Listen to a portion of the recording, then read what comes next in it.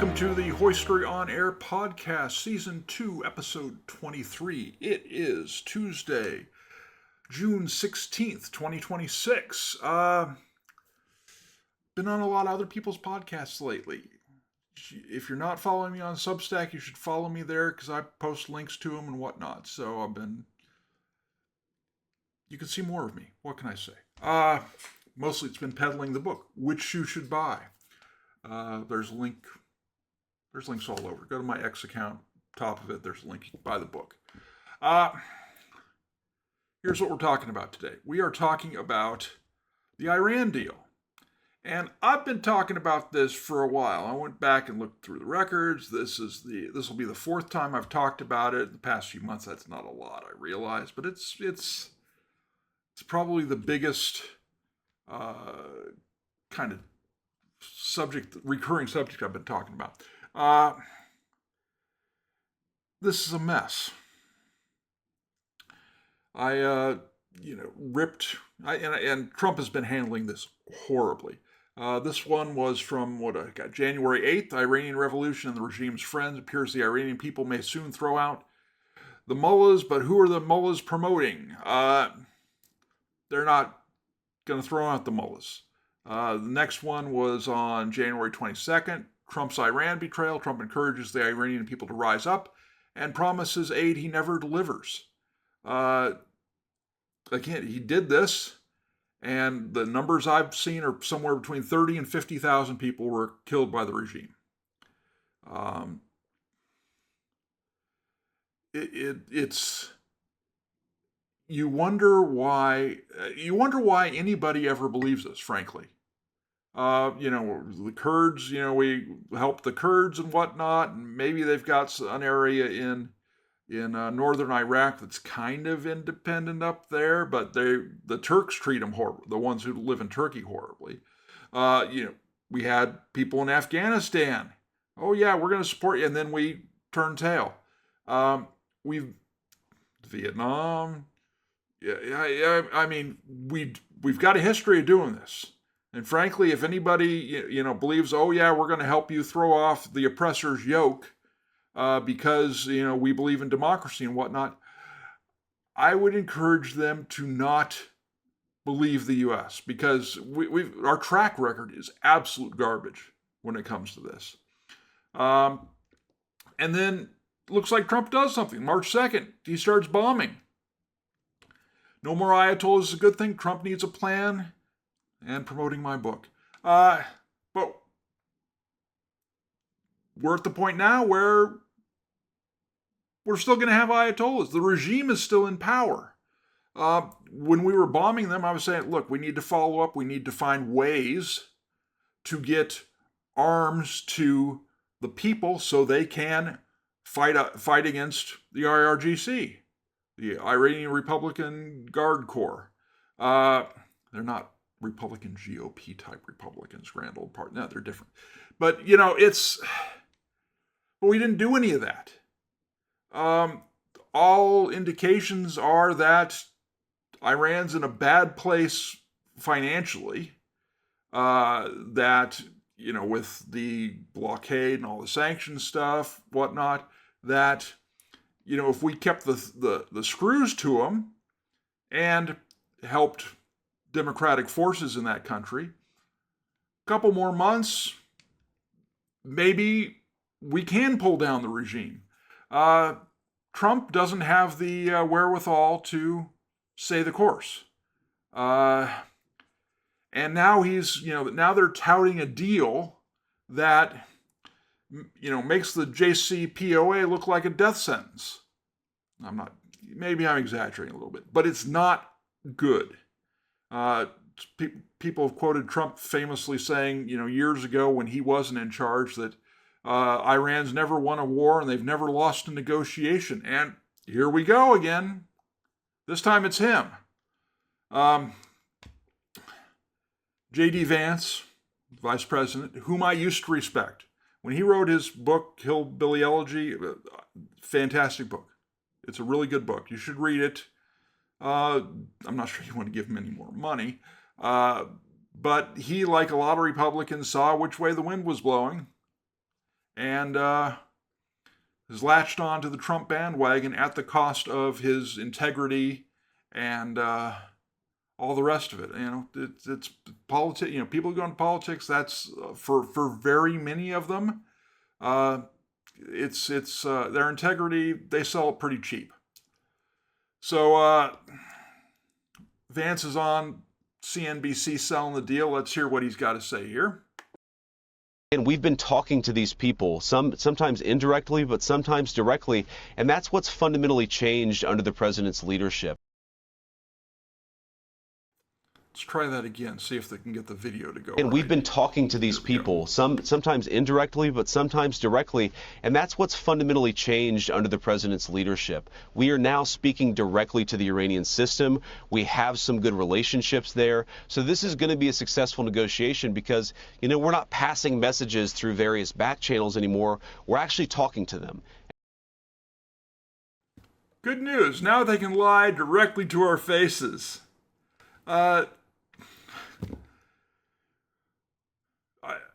Reagan used to say trust but verify, but frankly, the USSR at that point in time had a little bit better track record on doing what they said than Iran has had since the mullahs took over. New York Times reports, Iran says Strait of Hormuz won't have tolls, but will have fees. My God. Now they sound like Democrats. Oh, we won't change. We'll. This isn't a tax. Obamacare is not a tax. It's a fee. It is a tax. Now it's not a tax. Yeah. We're playing these games. Charging a toll is illegal under international law, but some fees are allowed for services. It's not clear what services Iran would provide, but there were no fees charged for the war. It's the mob shakedown for protection money. You give us a fee, we make sure the mines don't wander into your tanker. And again, if this is the case, and it better darn well not be the case, Trump's maneuvers here have made the situation worse than before. When Trump started the bombing, I was like, look, he's got to go to Congress. He's got to sell this to the American people. He didn't do either. He sat there, talked to you, but he never really made a clear and sustained case why now was the time to go after Iran. And I'm one of those hawks. I'm kind of open to it, but you got to fix it. Going after Iran and not removing the mullahs, and again, I've said this before, just about anything that replaces Iran's mullahs is an improvement. I struggle to think of something that would be worse than the current regime in Iran. I haven't heard anyone suggest, this, if we remove the mullahs, this happens. I think, that's bad, or that's worse than what we got. I'm not sure it exists. But you've got to do that. You've got to get rid of them. And not getting rid of them, it's the same. Those who don't learn history are doomed to repeat it. Well, I'm not sure about that, but it certainly rhymes. Over at National Review, Andy McCarthy, he's the guy who prosecuted the blind sheikh. I'm kind of with him. The Trump administration thinks we're imbeciles. He says, and this point he makes in the article, and again, all these things I talk about, there's going to be links in the show notes, so you can scroll down, go directly to them, including my previous videos. So if you want to see what I was saying back then and see if I've, changed my views, I haven't, but you can check it out. McCarthy writes, let's take it down to the simple basics. Trump's agreement with Iran is not an agreement, it's a memorandum of understanding, reportedly stating that the parties will talk about making an agreement for infinitely extendable 60-day limits. That is, other than the billions to which the Trump administration has agreed to give the implacably anti-American jihadist regime, The MOU is nothing that Neville Trump is peddling as peace on our time. Is a nothing that Neville Trump is peddling as peace in our time. But to the extent the MOU is something, it is something very bad, because if it were something very good, we'd be reading it, not being spun about it. Again, important thing. The administration has not released the MOU. I've got what has been said is the MOU, is the MOU. Maybe this is it. Maybe this is the exact wording. Maybe it's not. I'm going to go through it. But, if you've got, at least Neville Chamberlain waved the piece of paper and let people see the piece of paper. The fact that, J.D. Vance is going out there and peddling this thing and say, oh no, this isn't what it says, this isn't what they're doing. But refusing to show it to us, I'm sorry. I wouldn't trust Obama if he did this. I wouldn't trust Biden if he did this. I wouldn't trust Reagan if he did this. If you say you've got some MOU that this is going to solve the problem and you're not letting us see it, I call, as my father used to tell his students, because back then you couldn't, teachers were, in high school, it was frowned upon to have teachers cussing. This is Bolshevik storytelling. That's what this is. This is the MOU, allegedly. This is what Josh Block of the Hudson Institute, he says he got a leaked copy of it. We'll see if this matches up. I got a feeling it probably does, because what little I've heard Vance saying to a certain extent, it kind of matches up with this. But here we go. I believe it's 14 points. We're going to go through them. The Islamic Republic of Iran and the United States, together with their allies, and here's the interesting, who are each side's allies? For the U.S., it's some of the Gulf states, it's Israel. For Iran, it's Russia, which I don't think has really participated. They may have, funneled some stuff there, but they're in bad shape. They kind of need it themselves. Same with China. I'm not sure China's been funneling a whole lot of stuff to them. And terrorist groups, Hezbollah in southern Lebanon, declare upon the signing of this memorandum of understanding an immediate and permanent end to the war on all fronts, including Lebanon. Not going to bet that this is actually going to happen, especially with Hezbollah. And undertake that from now on they will not launch any hostile action against each other and will refrain from the threat or use of force against each other. The final agreement will confirm the provisions of this article and the remaining articles. I'm not holding my breath on this. I think Iran's probably talking out two sides of their mouth. We'll see, once this is signed, exactly how long it stops Hezbollah from launching rockets, because I don't think it's going to stop. The Islamic Republic of Iran and the United States undertake to respect each other's sovereignty and territorial integrity and refrain from interfering in each other's internal affairs. Again, I'm not going to hold my breath on that one. We shouldn't. We should try and get rid of the mullahs. Anyways, the Islamic Republic of Iran and the United States undertake to negotiate and reach a final agreement within a maximum period of 60 days, extendable by mutual consent. Let's just talk forever. To quote the great baseball movie, The Sandlot, forever. Immediately upon signing this memorandum of understanding, the United States lifts the naval blockade and prevents any interference or obstruction against the Islamic Republic of Iran, and restore traffic within a maximum of 30 days to its full capacity. The traffic of ships shall be proportional to the pre-war volume of traffic on the part of the Islamic Republic of Iran. The United States also undertakes to withdraw its forces from surrounding areas within 30 days after the final agreement. I'm not sure what that looks like. Does that mean we're not allowed to have any forces in the Persian Gulf? If so, bad agreement.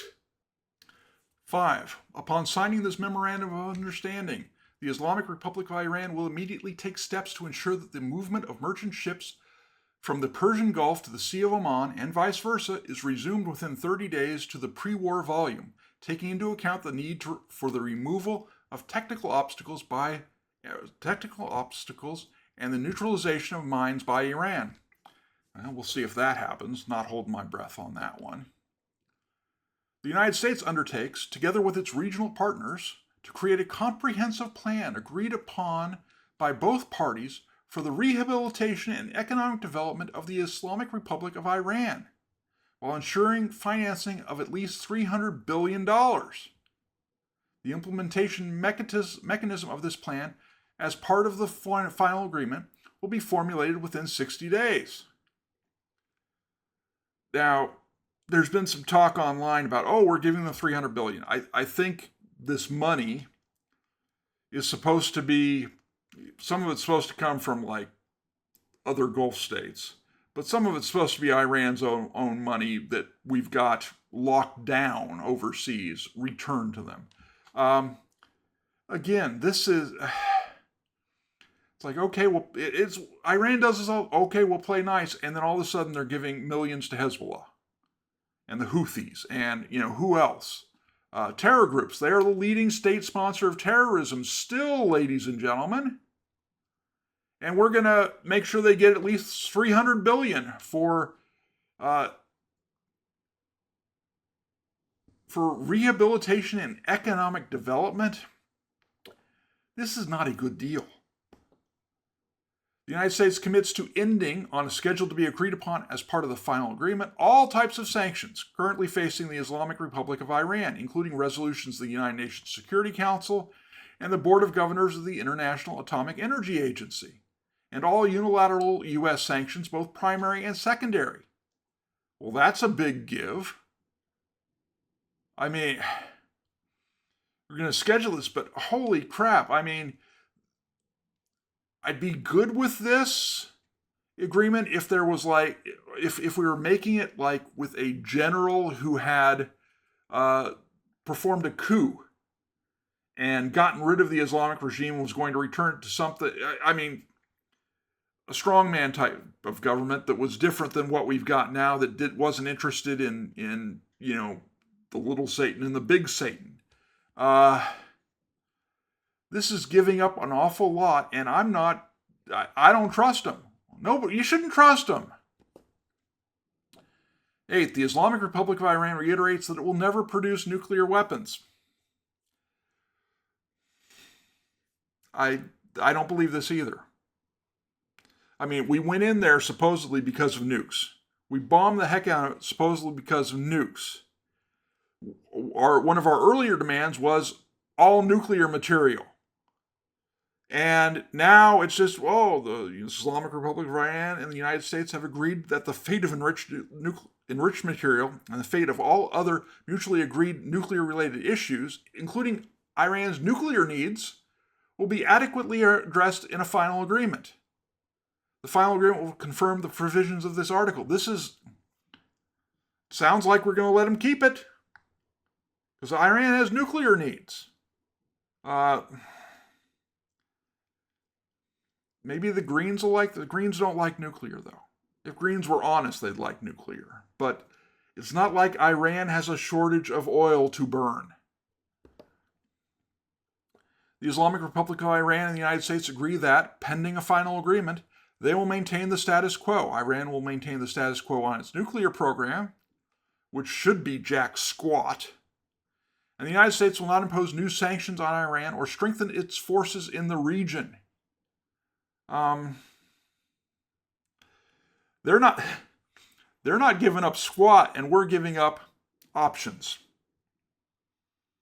I mean, maybe you think, that's not a big, but art of the deal, it's not. The United States, and this is one that's really important that I want you to pay attention to, because I'm going to show a video here, and this is where we've got J.D. Vance spinning.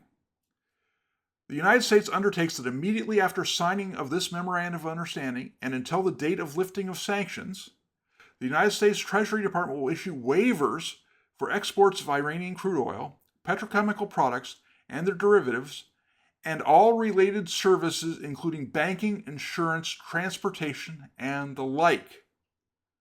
That starts Friday. Okay? That starts Friday when they sign this, allegedly. So they don't have to make they can extend this for however long they want to, but this takes effect immediately. Let's take a look at what J.D. Vance had to say. This is via Forbes Breaking News on CNN with Jake Tapper the other night. You have said that the U.S. is willing to talk about unfreezing Iranian assets if the Iranians meet those benchmarks you've been discussing. Iran says that this deal unfreezes billions of dollars over 60 days of negotiations and that many of the funds will be unfrozen before talks even begin. Is that true? What does the MOU specifically say about unfreezing assets or sanctions relief? Yeah, so Jake, on the second point, that's definitely not true. There hasn't been a single dollar of sanctions relief or unfrozen assets, either from the United States or any of our allies in the Gulf. I've seen some misreporting about that. I don't know where it comes from. Where I suspect that it comes from, Jake, is what you're going to expect is that certain elements within the Iranian system, certain hardliners in particular, they're going to overemphasize in an effort to sell it to certain domestic populations. They're going to overemphasize what Iran gets from the bargain without ever articulating the things that Iran has to give up in order to get those benefits. To be very clear, this agreement contemplates a very significant sanctions relief package for the Iranian people that transforms how they interact with the world and with the region. But they only get that benefit if they meet their obligations under the agreement. So I would caution everybody to be skeptical of what certain propaganda elements within the regime are saying. The truth is, there is a really big opportunity for the Iranians, but they only get the benefit of that opportunity if they do the things they promise they're going to do. That was a two-part question, ladies and gentlemen. J.D. Vance didn't address the first part. He talked about sanctions relief. And let me go back. The United States undertakes that immediately after signing the memorandum, it's going to issue waivers for exports, petrochemical products, including banking. That is immediate. That's immediate after the MOU. That's not the final thing. Somebody's trying to sell this to their domestic population. It ain't the Iranians. Let's go back to J.D. Vance here, and I want you to listen to Tapper's question again. You have said that the U.S. is willing to talk about unfreezing Iranian assets if the Iranians meet those benchmarks you've been discussing. Iran says that this deal unfreezes billions of dollars over 60 days of negotiations and that many of the funds will be unfrozen before talks even begin. Is that true? Is that true? Let's take a look. What's the 11th part of this MOU? The United States undertakes that in light of the progress of negotiations towards a final agreement, frozen or restricted funds and assets of the Islamic Republic of Iran will be released and made fully available. In light of the progress of negotiations, not as a result of the final agreement. Just the MOU gets them funds and assets released and made fully available. These funds, whether held in the master account or transferred, will be used for any final beneficiary payment determined by the Central Bank of the Islamic Republic of Iran and will be fully available for use. The United States undertakes to issue all necessary permits and licenses on this basis. Yeah, they get money immediately.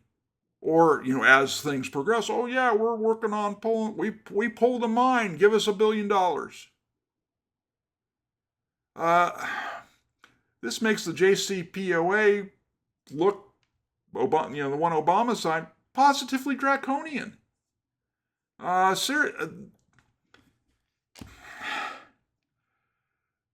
deal. Bad deal. 12. The Islamic Republic of Iran and the United States will agree to an implementation mechanism. Who cares? Following the signing of this memorandum of understanding, upon receipt of assurances regarding the commencement of the implementation of Articles 4, 5, 10, and 11, then they'll enter into negotiations for a final agreement, solely with respect to the remaining articles. Ladies and gentlemen, 11 is the unfreezing of assets. Once the assets are unfrozen, intends the sanctions. Once the assets are unfrozen, we're going to enter into negotiations solely with respect to the other stuff. So the stuff that's most important to us, really, is the other stuff. And they're going to have their money already. Final agreement, UN Security Council. Who cares? Trump got played. J.D. Vance is out here trying to sell a turd. Begs the question, why is J.D. Vance the one selling this? I asked Grox Imagine, AI still has a ways to go, ladies and gentlemen. I asked Grox Imagine to do a Where's Waldo with Marco Rubio. This is as close as I could get. It's not very good. I don't know where Marco Rubio is there. Before it had, do a Where's Waldo with Marco Rubio. It had Marco Rubio in the center with a blank area around him of about 10-foot diameter or something with no one. It's like, well, it's easy to find Waldo or Marco Rubio when you've got him as the guy standing in the middle of the screen and no one's near him. I don't think those books would have sold as well if that's how Where's Waldo worked. But where's Marco? Marco ain't touching this turd with 10-foot pole is what Marco ain't doing. Marco's pretty smart. Ladies and gentlemen, this is an absolute friggin' disaster. Excuse my little semi-cuss there. This is not good. This is not... why'd we do this if this was going to be the result? This is worse than what it was before. And, it's... You hope Trump can get through the 4 years without screwing something up massively. He's screwed up massively. We have gone through pain at the pump, and, our allies, some of them not great allies in the first place, but this is a mess. We are worse off than we were before. But, you got plenty of people who are Trump acolytes who, he can do no wrong and this is great and blah, and no, this is bad. He's going to leave it for his successor. Will J.D. Vance, grow a spine if the Republicans nominate him? No idea. I'm skeptical. Marco, where are you, Marco? You're our only hope. He obviously lost this one, which is why you're not seeing him. Don't know what to tell you, ladies and gentlemen. Trump deserves all the opprobrium and criticism and skepticism. He earned it. He earned it. What can I say? Ladies and gentlemen, buy my book. Follow me on Substack, all the other places. Tell your friends. But mostly, buy my book. The link, QR code's up there. Pause it, scan it, whatever. I'd appreciate it.